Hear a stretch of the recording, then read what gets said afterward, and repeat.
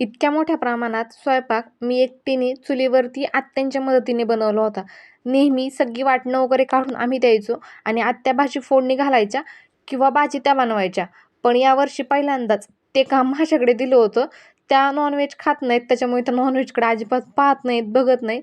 पण पूर्वी त्या खायच्या त्यावेळेस त्या त्या त्या करू लागायच्या किंवा त्या करायच्याही. आत्ता ते काम आमच्याकडे आलं होतं. बरं, शूटिंग काढतायत ताई आणि जाऊबाई.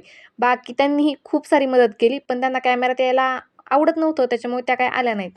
वाटण काढण्यापासून ते फोडणी देण्यापर्यंत किंवा शेवटची कोथिंबीर त्यामध्ये टाकेपर्यंत त्यांनी खूप सारी मदत केली.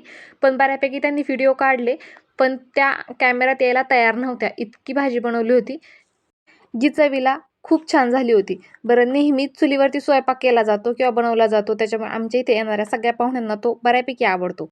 चिकनचं सुक्कं फ्राय बनवलं होतं, पण ते काही शूट करता आलं नाही. व्हेजमध्ये 2 भाज्या बनवल्या होत्या, त्याही शूटिंग करता आल्या नाहीत. इथून पुढे पाहुणे यायला सुरुवात झाली होती आणि आम्ही चुलीवरती भाकरी बनवायला घेतल्या होत्या. आलेले पाहुणे या आलेल्या पाहुण्यांना घेऊन गेले. बाकी शूटिंग करायला जमलं नाही. ही छोटीशी आमची यात्रा तुम्हाला कशी वाटली कमेंटमध्ये सांगायला विसरू नका.